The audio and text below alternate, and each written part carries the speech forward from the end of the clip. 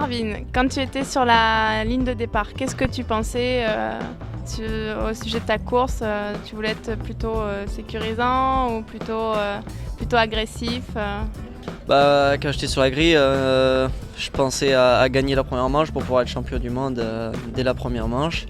Mais j'étais un peu stressé, mais vraiment motivé. Je savais que les conditions dans le sable étaient difficiles, mais j'étais motivé, alors je pensais à gagner.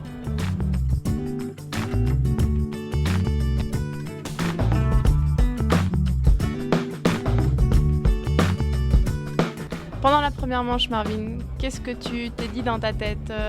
Faut que j'attaque ou plutôt je me calme un peu et j'assure comme je suis? Quand j'ai vu Roxane au bord de la piste, je me suis dit que le titre était en poche, même s'il fallait que je finisse la manche pour marquer quelques points. Mais non, je voulais me libérer et attaquer beaucoup plus. Mais j'ai pas trop réussi à me libérer, même si Roxane avait arrêté. Donc ouais, j'ai fini la manche comme ça et à une 3e place. Donc c'était bon pour le titre.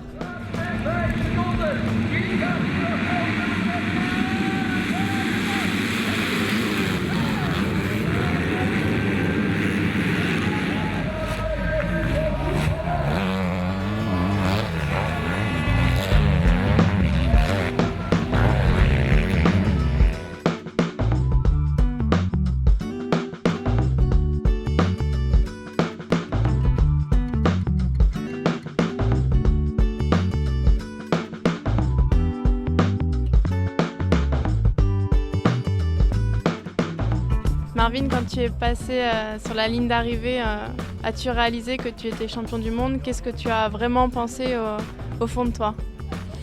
C'est une énorme satisfaction, puisque avoir 2 titres comme ça d'affilée, c'est vraiment géant. Pas grand monde a pu le faire, donc 2 titres d'affilée, c'est génial. Et c'est vrai que je vous ai vu même 3 tours avant la fin, donc c'était assez spécial de vous voir au bord de la piste et de me dire qu'il faut que je continue à faire encore 3 tours.